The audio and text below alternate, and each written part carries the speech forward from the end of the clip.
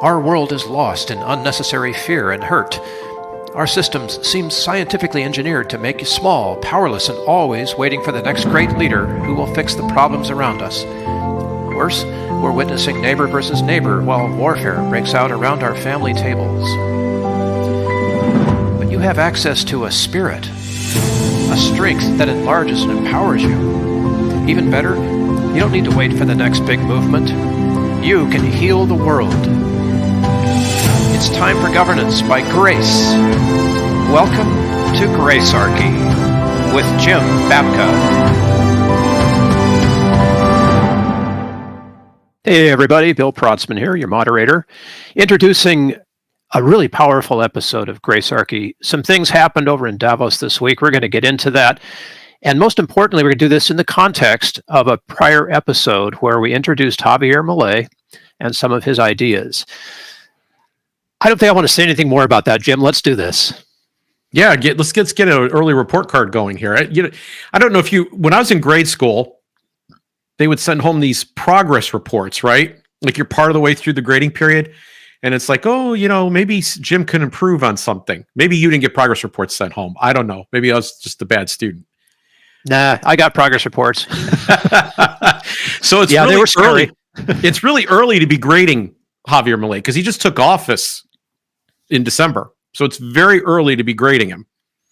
But here we are before January is even over in 2024. And we already have some initial results. Oh, he's making waves. He is making waves. You might recall, we had a concern in the previous episode. I would have categorized it as my biggest concern about his presidency, which was that there's something that politicians might promise to do here in our own country, and they never do. We have a borrow and spend party and a tax and spend party, but the common denominator is they both spend, right? By hook or by crook. If it's inflation, deficit spending, whatever it is they need to do to get their increasing the taxes, whatever it is they need to do, they're going to do it. They're going to keep spending. And we've added $1 trillion in debt in just the last several months. Like this is getting more and more rapid. Yeah. So we're headed for Argentina trouble too. Although, we're kind of like the United States is kind of like the old joke where the punchline is, I don't have to outrun the bear. I have to outrun you. So, we're the last ones to get caught, but eventually there's, I think there'll be a reckoning. But Argentina got caught a long time ago. And they've been in a hot mess with inflation rates that, went as high as 140%. Oh, it's scary. Scary. Like you would get the paycheck and then the entire family would go to the store with the wage and price controls. One of the price controls was the whole family had to go along. We explained this in the previous episode because by the end of the week, your money wouldn't have as much purchasing power as it did that day. And you as an individual could only buy so much at a time. So the whole family, it's a family excursion to go to the store so that you can buy enough provisions for the week at the lowest possible price because they're all going to go up by the time you get your next paycheck. Yeah. I'm already seeing pricing like that in our grocery stores where things change daily. Yeah. So it was extreme for them. And a doubling year over year or 150%, 140 would be, nearly 1.5 times annually, right? From what it was, before. Okay. He has downsized government already. And this is the hardest part. This is the part the politicians don't do. They always keep the spending. And even in the couple of days after he was elected, there were some things that he said that made me think he was going to hold back a little bit, but he didn't. He didn't at all. Yeah. He went right to it. I want to credit Dutch Libertarian. It's an account on Twitter. We're going to put it in the show notes so you can find them. If you want to get the day-to-day, if a little periodic report card from us about how he's doing is insufficient, and I have no guarantee that we're going to continue to cover this or how we're going to cover this. I just suspect deeply we will, especially after what happened at Davos. You can check out that account because he's not only providing a service of keeping people up to date on what Milei is doing, he's also translating. So like he's taking articles that are written in a foreign language and he's providing a summary or a translation of them in the tweets. So we have this information because it's translated, not sourced. So my source, he's secondary, and that's the best I can do in terms of sourcing this for you today, is to point you to, and not, I do have a couple of other sources, but I can point you to that one as as one of the ones I used for putting together this show, because Dutch Libertarian is following this. But Dutch Libertarian, by the way, being a libertarian who's also concerned about his own country. So he's there and he's communicating with his people, but he's also talking about Javier Milei quite a bit in a way that Americans can use and appreciate in English. Yes. Okay? Yes. All right. I said they downsized already. I got off that track a little bit. This is one of the things Dutch Libertarian reports. This is unbelievable, Bill. Real spending decreased by 31% compared to November. And if they compare it year on year, 33.8%, which means more than a third. He cut spending already more than a third. In what? A month, right? So they do a month-to-month snapshot, and a year later, if you compare it a year ago to now, he cut it. Okay? How did he do this? So Cato reports, and we'll include this link for you too, that he consolidated 18 government ministries into 9. And they get into some of the specifics, which are, by the way, almost laughingly hysterical. Like some of the agencies that exist that should not exist. He can't close them yet, but he can rearrange things and he can put them inside things and start to work on shrinking those budgets. He fired 5,000 government workers. Out of how many do we know? I'm not putting you on the spot. I'm just curious. I'm putting me on the spot. I actually don't know, but but I just imagine the hue and cry. I mean, the government shutdowns occur here, these budget battles between Republicans and Democrats and these debt ceiling battles, and the government closed down, right? And we hear all kinds of stories about government workers who are suffering. They're not out of jobs. In fact, they will be completely restored when it comes back. And they knew for weeks and months that this was coming. Okay. And somehow or other, this is an epic tragedy. He's already he's already sacked 5,000 people. There's no coming back. They're gone. Their jobs are gone. Back to the private sector. There you go. Got to serve someone. Yep. He's introduced a 350-page package of economic reforms, and Cato puts it this way. They said it's a package that, quote, would make Milton Friedman and Friedrich Hayek smile. What about that plan? What about the plan? I mean, this is, if you're not someone who's into all the government stuff, these are just numbers. But if you're into the government stuff, the momentous nature of this is huge. It's take a moment time, people. It's pause for silence. Okay.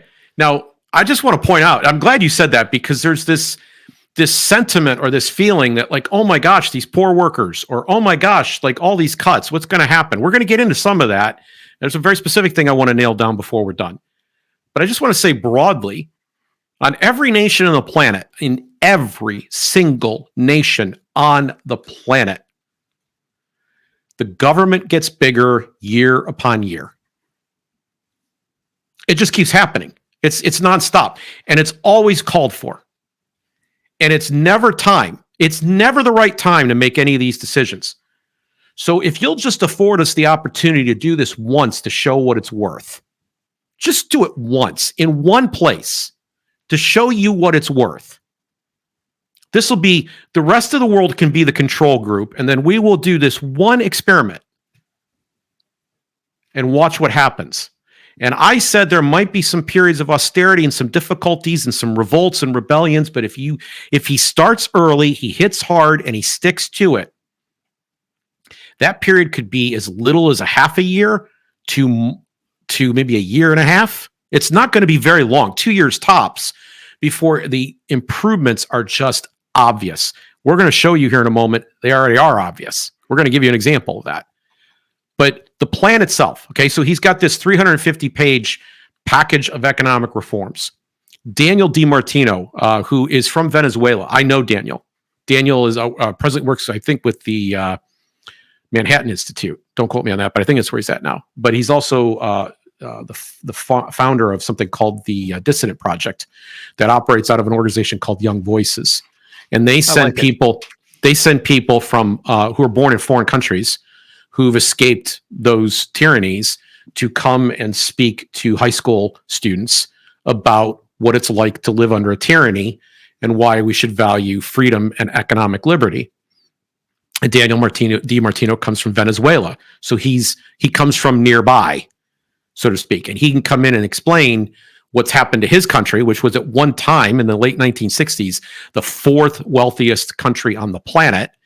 And they have fallen way, way, way, way down. So he is, intimately familiar with what's going on. And he can even read, the newspaper, so to speak, in Argentina and listen to Javier Milei speak in his native tongue and understand what he's doing and why.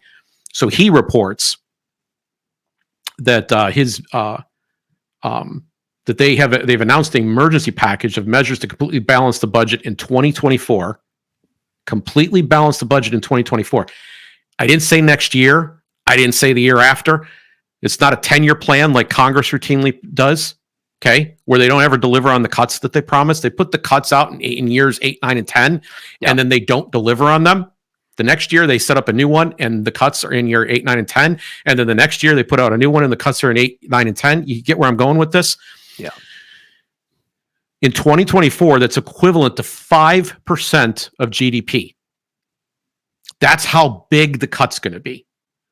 5% of GDP. Now, if you want to put that in U.S. terms, 5% would be a $1.4 trillion cut in our government.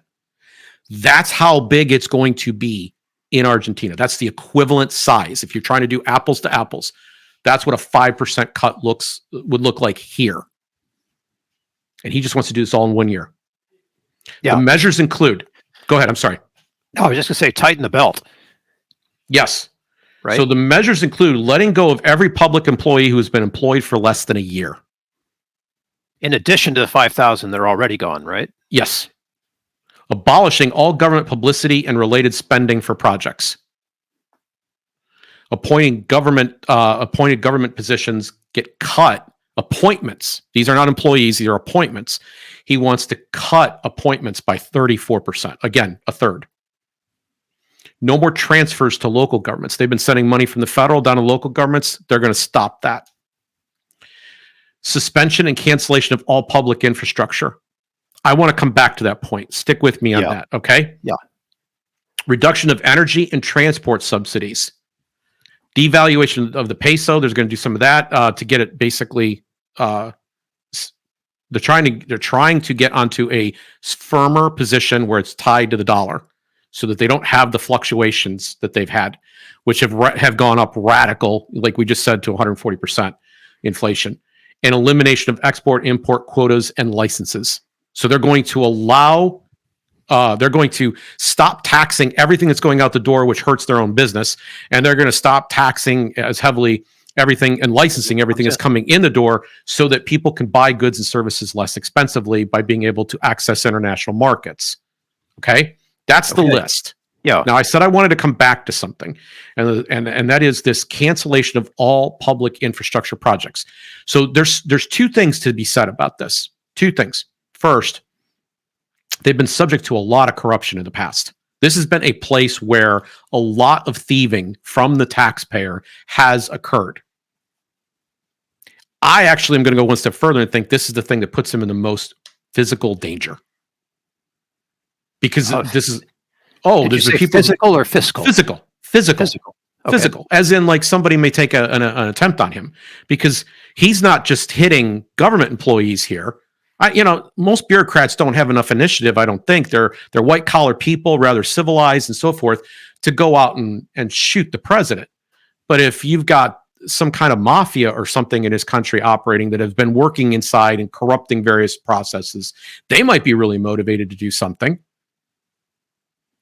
So what about the poor working man that the mafia is protecting?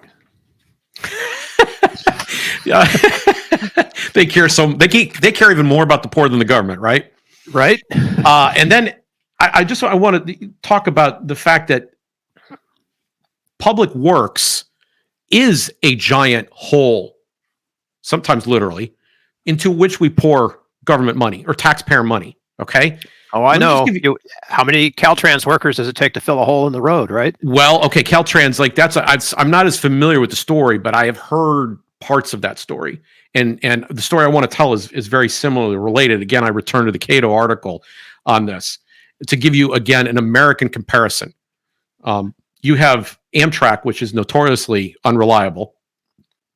It's never turned a profit. It consumes more than $50 billion in federal subsidies over the last several decades, and it still puts up in 2021, just to pick one year, it had a loss of $2.1 billion.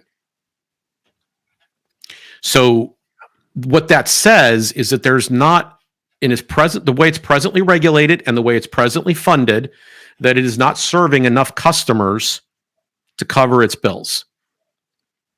So there's a process in a free market where a company will lower its price to get more customers, but if it can't sustain its business at the lower price, it still can't get enough customers, it goes away. And this is called creative destruction. What it means is that resources that were allocated to the thing that was not serving people get reallocated to something that will actually serve people. And that means that real wealth will expand. People will actually be richer, and in the wealth sense. People get really confused about this. Income and wealth are not the same thing. Yes. Okay?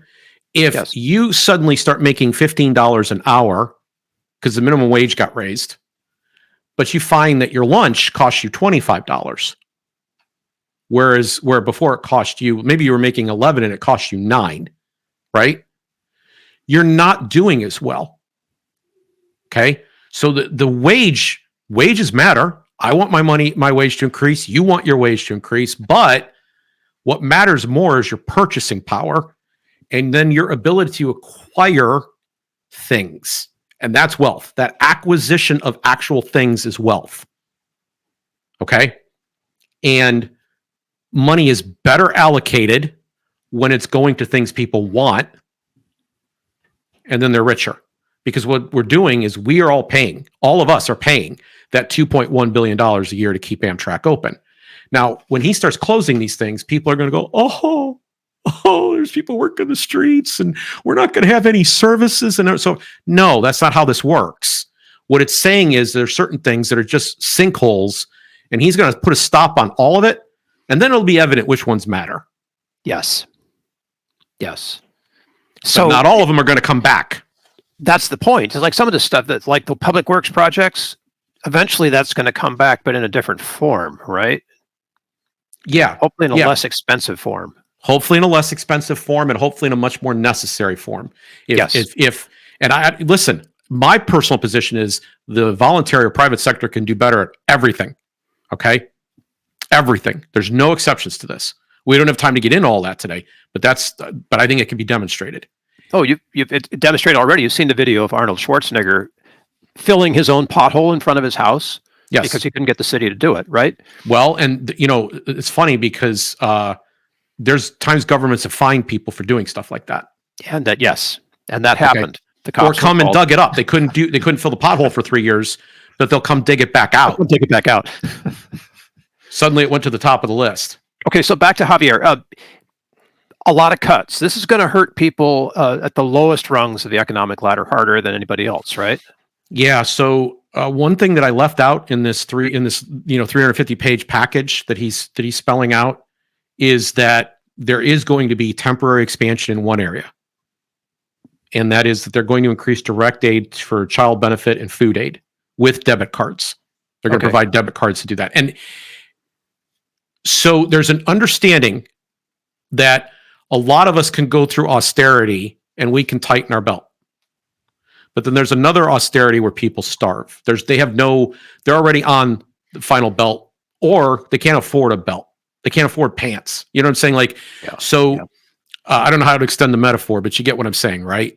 So he's not interested in seeing the least of these suffer through the transition.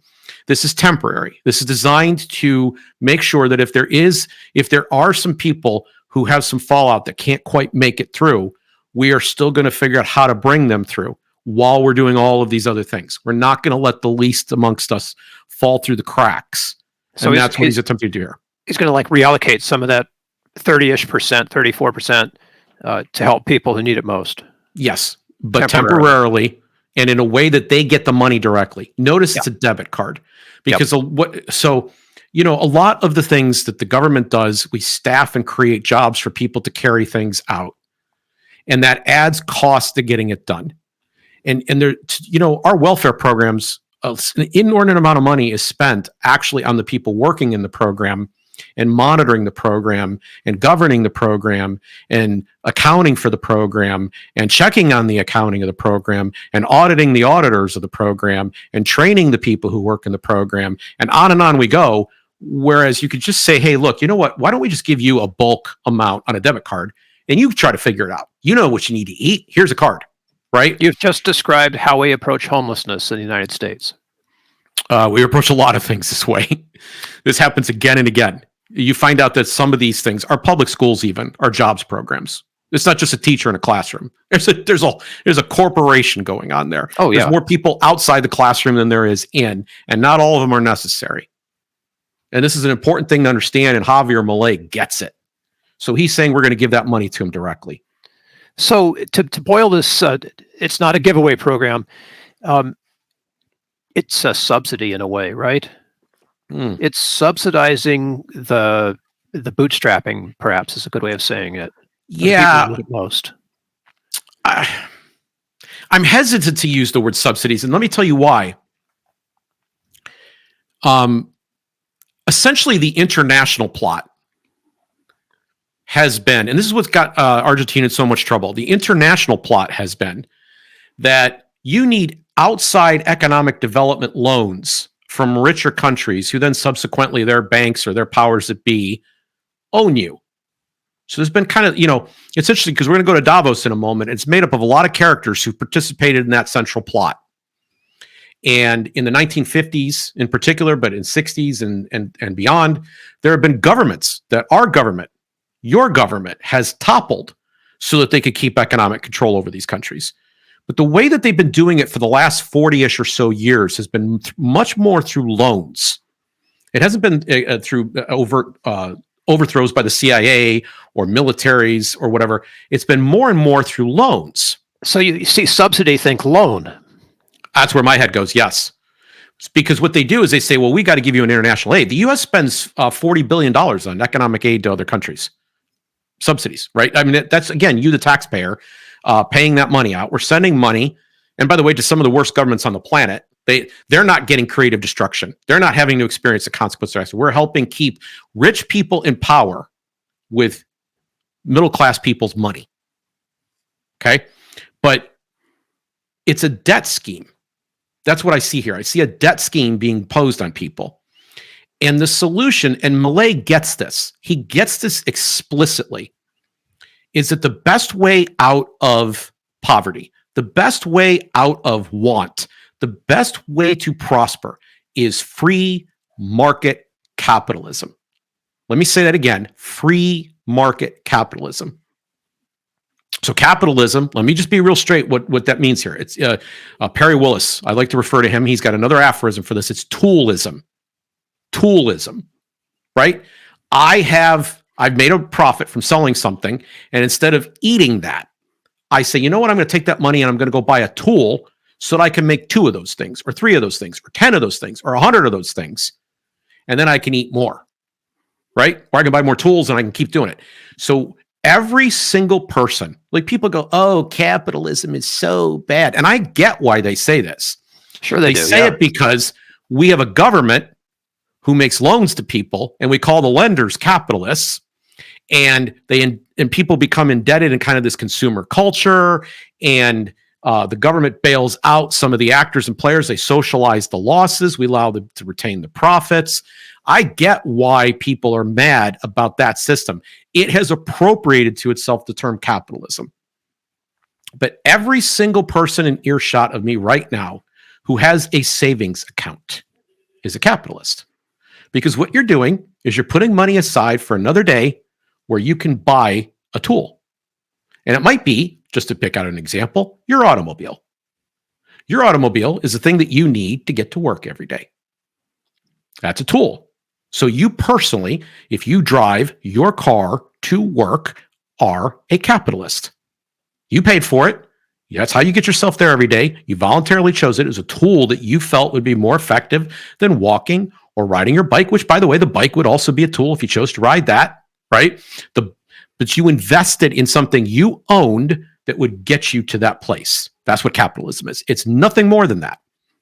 The debate worldwide between capitalism and socialism is whether or not the state should provide everything, whether the state should own those tools, or whether real people, individuals, should own those tools. That's capitalism. Well put. Yes. Okay. Now, free market means that you have the ability to exchange with one another without interference from outside parties. A market is a collection of all the people. The free part means that those people can make their own relationships with one another. No one needs to compel them to be in any relationship or prohibit or ban them from being in any relationship. Now, what I just described, does that sound remotely like the United States to you? In some sectors, yes, but in things like healthcare, no. Right. There's whole sectors where you are not allowed to do business with certain people, or you have to have a license to do business, or you have to have a permit to do business, or you have to have this or that to do just to open your door. Yeah. You have to screen your employee, your candidates for work. You have to screen candidates for working with you because some of them you might not be allowed to work with. And healthcare is, as you put it, probably the sector right now that is the most anti-capitalist of all of them. And coincidentally, half the money that flows through that system, and I think it's up above that now because this was true years ago, half the money that flows through that system is government money, taxpayer dollars, through Medicare and Medicaid and other government-related programs. Okay. Yep. So I'm saying all of this to lay predicate because people don't understand these concepts, and I want to make them as basic as possible to say that there's a flip side of this, and it's called freedom. And Javier Milei is going to address this real directly here in a moment. We're going to get into his Davos trip, but I want to say the alternative to debt, to borrowing, is human action. We don't need governments to give out welfare programs and to provide loans to people. Humans can work together to get things done. And it's that ingenuity, it's that creativity, it's that drive to succeed, it's the drive to achieve and accomplish your personal goals that makes all of this work. It's the state that gets involved and sticks its nose in the middle using coercive methods to begin to suppress creativity, to suppress drive, to suppress happiness, harmony, and prosperity. That's what the state does.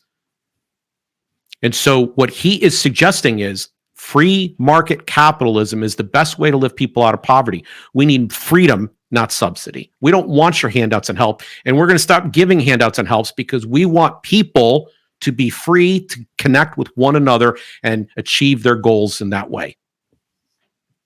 Amen. And by the way, connect with one another. So there's an attitude around that, isn't there? There's the attitude that Jim, hey, I have something that could help you and you have something that could help me. And we're able to make that exchange in fairness and freely. Yeah, right? because it's always, Bill, it's always a win-win.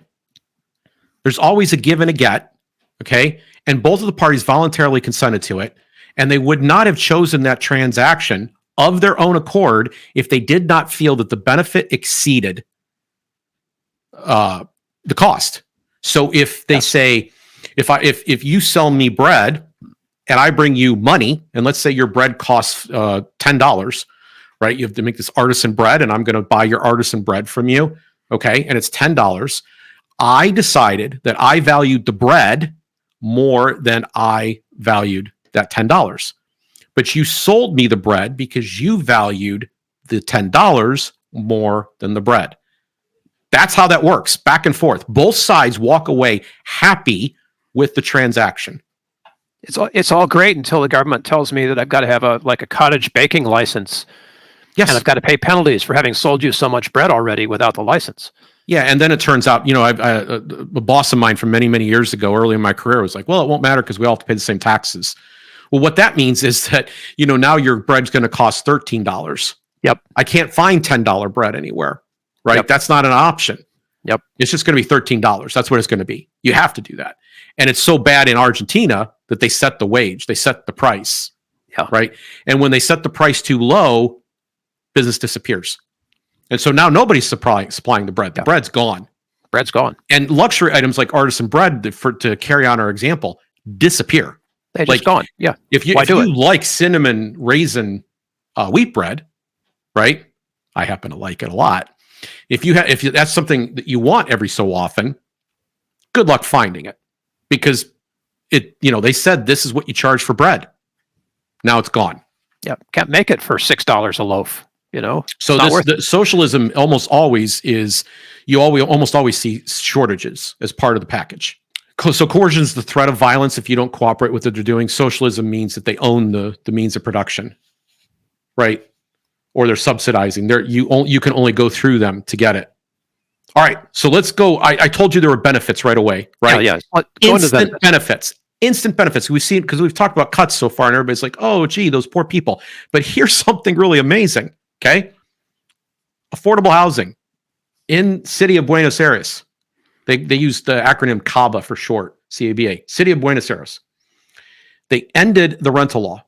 This is virtually the first thing Milei does when he gets in office. He ends the rental law, which set rental rates and regulations on how often rent could be reviewed and adjusted.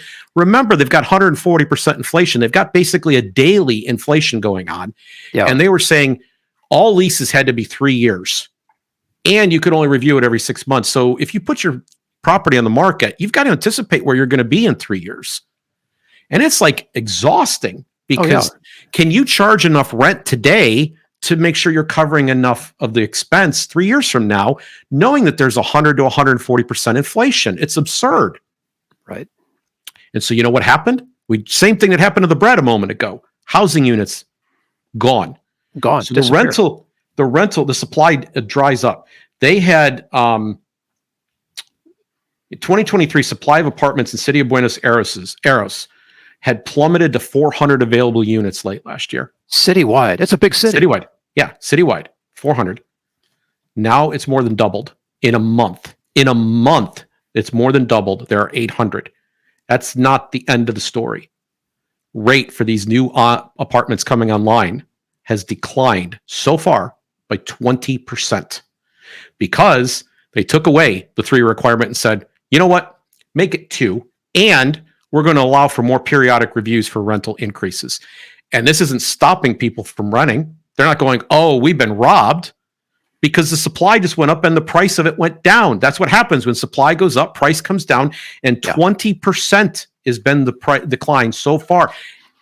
Bill, if this keeps up, supply will keep expanding and costs will go down. Hey, I'm going to move to Buenos Aires. All right. Tango, right? Yep. All right.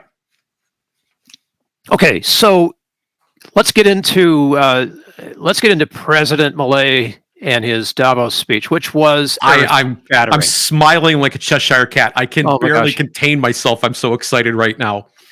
This has all been the lead up. Yeah, I'm aroused. I'm so happy. This is amazing. Okay, he goes to Davos, to the World Economic Forum. This is a globalist institution in the worst possible sense. What they want is international governance socialism. They want to take autonomy and sovereignty out of states. They want to remove democracy, and they want to centralize at the highest level. And don't pay any attention to when they use words like democracy, which they do all the time. They don't mean it. Don't pay any attention to any of that, because the theme of this year's event, and they expect it to be the theme for the next 2 years, is we've experienced a loss of trust. You know, we gaslighted and lied to the American people and the Europeans and the Africans and the Asians. We lied to everybody. And surprisingly, they don't trust us anymore. We got to get them to trust us again. And do you want to know what their solution is, Bill?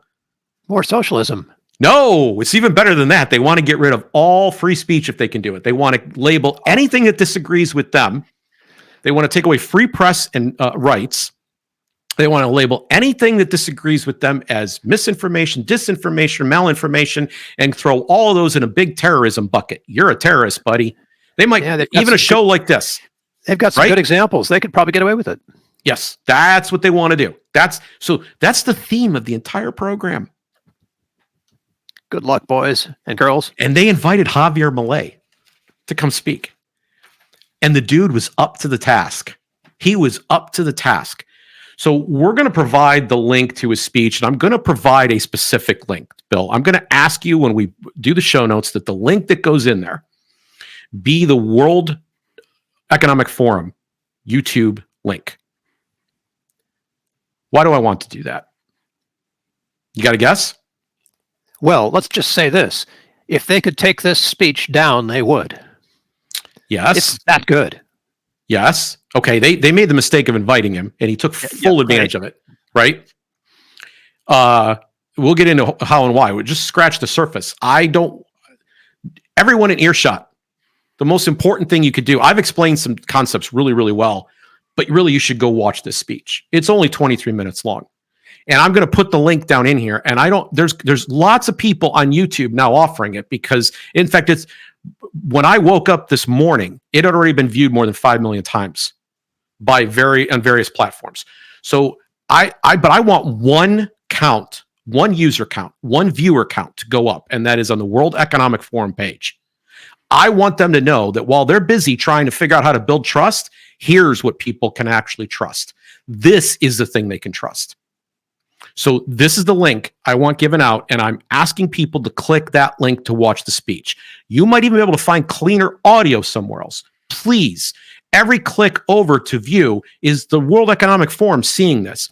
Everything it would be great, Bill, if when we're done with this episode and people are done watching this, if after they're done with their event and all the YouTube clips they put up, if this speech had more views than anything else they had, than any 2 or 3 things that they had, or 10 things that they had put up as a result of this conference, which, by the way, is as satanic as can be.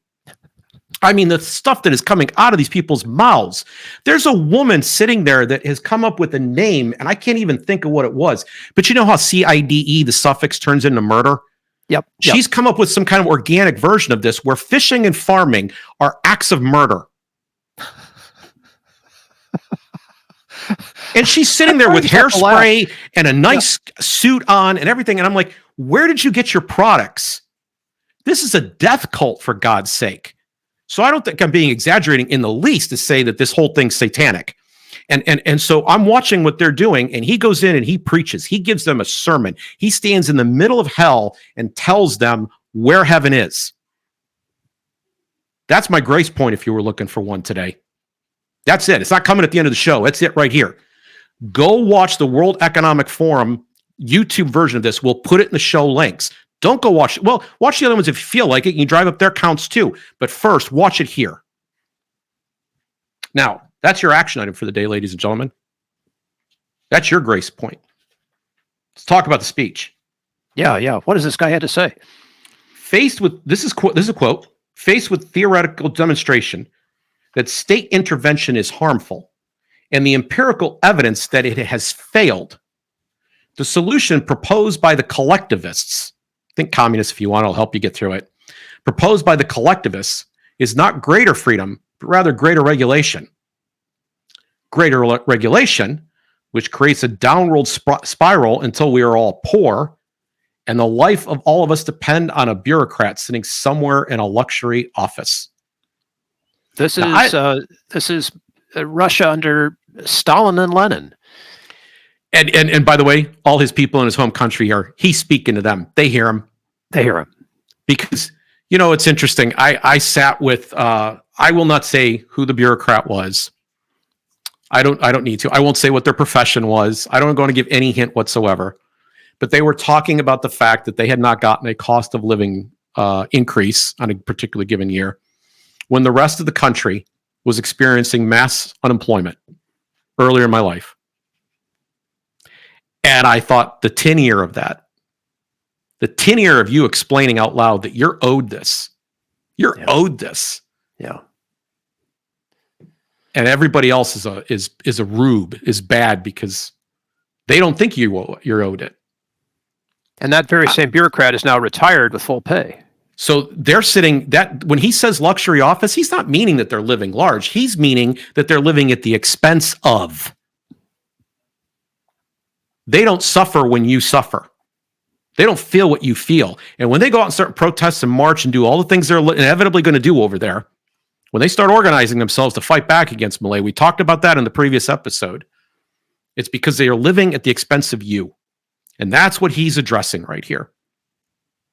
And he's saying that they created the very situation with the jobs that they have. If they're regulators, they made your situation worse. So you imagine paying to get hit over the head.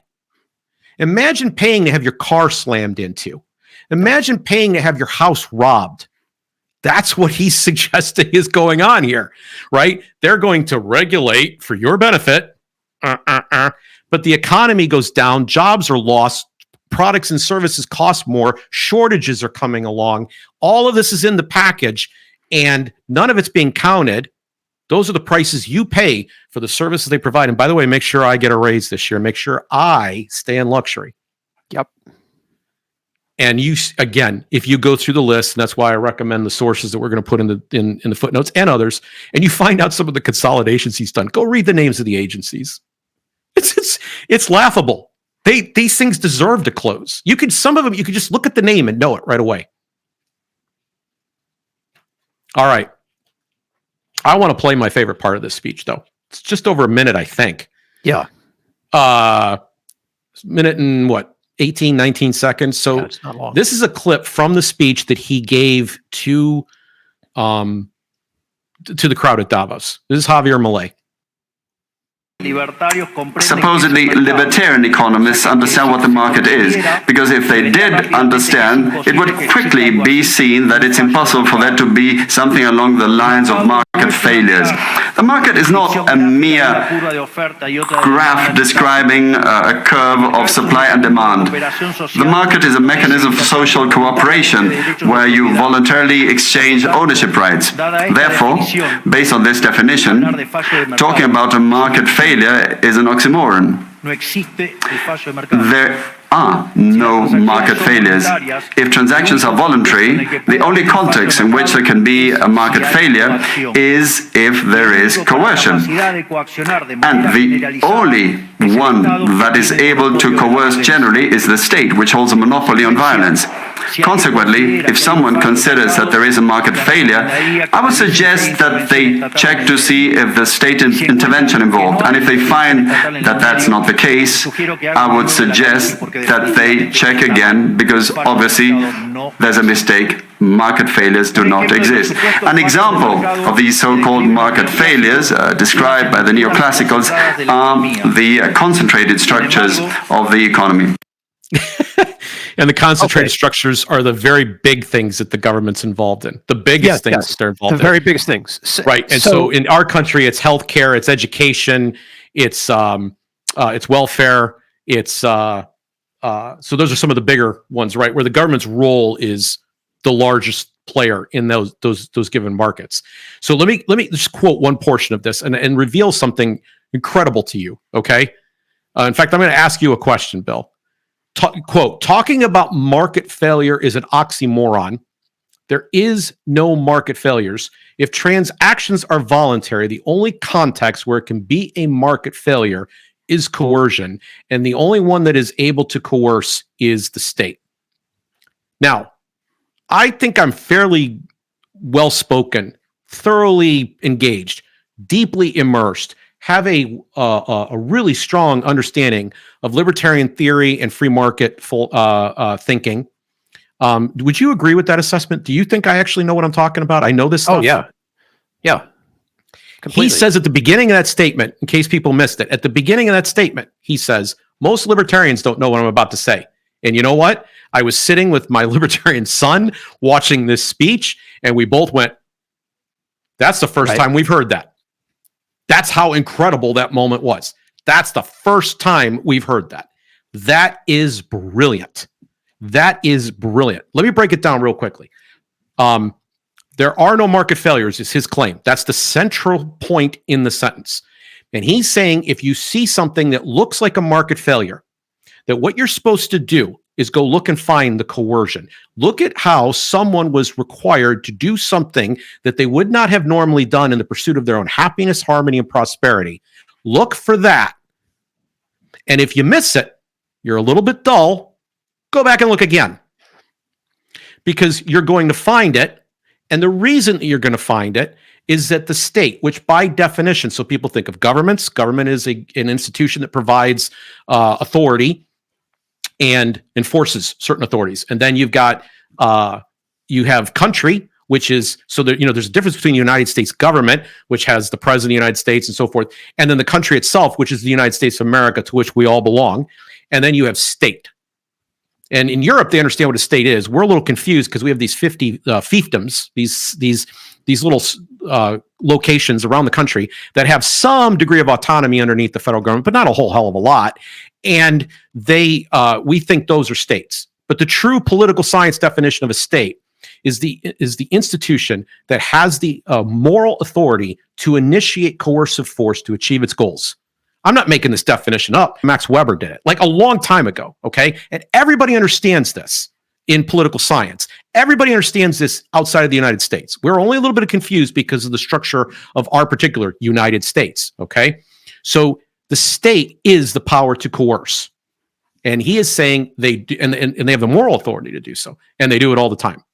What they do is they say, you will do X or we will point guns. We will send people to come get you, and they will fine you. They will imprison you. They might even kill you if you show any resistance. That's how this system works, and they're willing to do that in order to achieve their social goals. So putting all this together in a package, what we've covered in the last 10, 12 minutes, essentially you've got a transaction. Everybody's in a win-win arrangement. But if it stops being win-win, if we start seeing a market failure, if we see something not arriving, if your bread stops coming to market, then the market failure isn't caused by individual actors in the market. You had an incentive to sell bread. I wanted the bread. But something went wrong. Coercion started to come into that situation. Yep. That little license I needed to have for my cottage bakery. Yes. It priced my bread out of the market. And that was the first time I had heard anybody explain market failure that way. And it will be forever the way I explain it going forward. Markets don't fail. Coercion kills them. Yep. Yep. Yep. Another moment of silence here. It's that momentous. I mean, the average Joe out there is going to go, what? Why is this so important to Jim and Bill? Well, it's important to you too, Joe, Jane, whoever you are. Because for heaven's sake, how much of what you pay for a loaf of bread actually helps the bread maker, and how much of it is a bribe, basically, to keep the government's coercive force off of your back and the back of the bread maker? There you go. There you go. That's another way of saying it. So for me, in my day-to-day job, one of the things I do is help advance a philosophy called the philosophy of human respect. Yes. And the point of it is a principle that says that every time you see this coercion, when you see initiated force through taxation, when you see it through theft, which is what taxation is, when you see it through violence, which is what being arrested is, and these things are being done for vices, not crimes. These things are being done to advance a particular economic interest, not to make you more safe. When you keep seeing this again and again and again, you can know that this is a violation, that every single time this is happening, happiness, harmony, and prosperity decline. Personal happiness, my ability to pursue my goals, my prosperity, my ability to be richer than I was, right? To keep advancing financially in wealth, my ability to get along with other people, because this coercion, we start fighting over it, which has been the main theme of this entire program. I mean, almost every episode we've touched on this. Not every episode, but a lot of them, an awful lot of them, we've touched on this very thing. The lack of harmony that comes, the lack of grace that we all end up having for each other. Forget grace. We don't even have tolerance for one another. We want to taste the delicious tears of our political enemies, right? Because we're all fighting with one another. And we're supposed to do this. Like, that's the perversion of capitalism that we're all supposed to accept as normal. So I'm actually looking at Javier Milei and saying he gets human respect too. He's still going to be a limited government guy. I wish he would go further, but good grief, this is a big step. It's far bigger than any other steps I'm seeing anybody take on this. But he has more to say about market failures, and I just want to make sure this is all clear. Quote, on the pretext of supposed market failures, regulations are introduced. We just got through talking about regulations a minute ago. Here we go.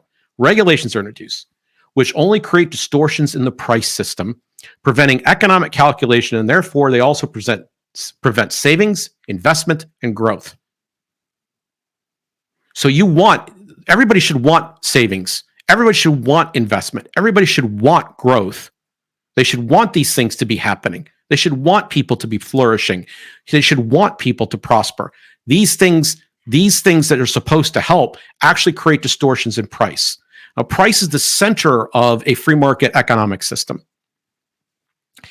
In every single thing that you do, there are trade-offs. You are limited all the time. There's a limited supply of things, and you are also limited in what you can do with your money and your time.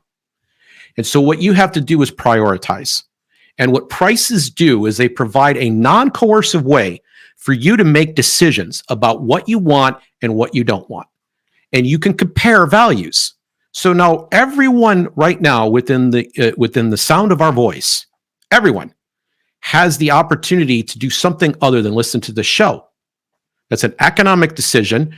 The price you've paid is your time. Other people, by the way, have funded the show through the Zero Aggression Project, zeroaggressionproject.org, making it possible for you to listen to this show. And if you like this show, you should go to zeroaggressionproject.org and make a tax-deductible donation to help further the work here, okay? But other people have allowed you to free ride on it, and the price you paid was your time. You could have been doing something else. That's what prices do. Prices exist in everything, but they get distorted. And when they get distorted, and the distortion is always because of coercion. So when they get distorted due to coercion, malinvestment occurs. And when malinvestment occurs, shortages and other troubles, less savings, less investment, less growth, all of these things manifest out. And he told this to the Davos crowd. People have already made it. They're just set. They can fly in on private jets. They're just set. They're the jet set, right? And these are the elite of the elite. Forget the 1%. Forget the 1% of the 1%. This is the 0.25% of that group.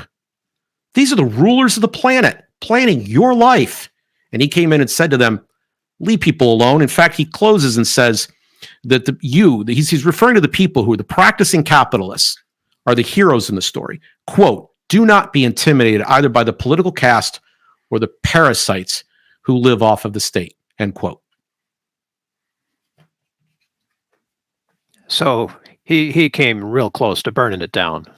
Yes, 23 minutes. Isn't the irony here that the World Economic Forum got started on the principles that he is repeating in his speech? I'm not familiar with their origin story. I'm only familiar with what they've been doing over the last several years and their connection to things that I frankly have begun to consider sinister. Yes, truly. They've had central plans. They want a central globalist plan.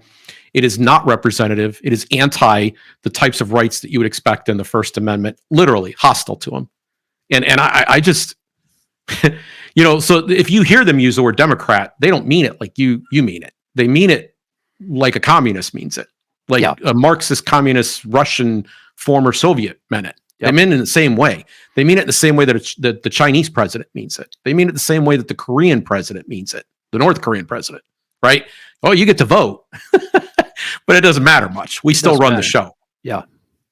Yeah, this is not a representative democracy. And we're certainly not going to allow you to say certain things that might change people's minds. We're going to turn you down because that's misinformation or malinformation, which is actually truthful information, but it doesn't serve our interests. It's malinformation. So we've got a little visual here. Oh, to kind of to close this up. Yep. So I'll put that up here and just take a look. So on the left there, who's that on the left? It's Evo Morales. He's the former president of Bolivia. Okay. So and on the right is Javier Milei. Javier Milei. To make this picture clear, Evo Morales is in a private jet. He's flying on a private plane with his own table in front of him, the ability to stretch out his legs, get a meal, read a book. He's got space. Javier Milei is flying coach. He went to the airport and he flew coach. And you see the picture of him there. Now, to further illustrate the irony, these are both men that were at they're both Davos attendees, and Evo Morales is an anti-capitalist. Literally claims to be anti-capitalist. Capitalism is the big danger. He's a pure socialist, not the people who pretend or play the game. He's no pretender. He's more socialist than Bernie Sanders. He is socialist. Okay, and he's flying private plane, and Javier Milei, the free market capitalist, being ever thrifty. Now, there's a funny little story that goes with this. A previous president of Argentina was spending 20,000, I guess it was pounds. I don't remember what the currency was, or pesos. Maybe it was, I don't know. She's spending a lot of money to have a handful of newspapers from Argentina flown to her in England when she was over there, every single day that she was there. That it costs that much? Yes. When she was out of the country, she would have the papers flown to her. Nice. And this dude, so he knows his politics. He makes sure that got home. He made sure that people back home knew he flew coach. And as you've pointed out, that could be dangerous for this guy. It could be dangerous. I got to tell you, I'm concerned that he doesn't have enough security, because he's you fire 5,000 people. You're making a lot of people mad. You terminate big government projects that people are using as pools of corruption. You're making some people mad. You go and you tell the most elite of the elite, you guys are bad for humanity, and you should be adopting you should go home and be free market capitalists like good people do. You're asking for death. You're asking for death. So, but he is ever defiant, Bill. He is ever defiant. He closes apparently all of his speeches by saying, "Long live freedom, damn it."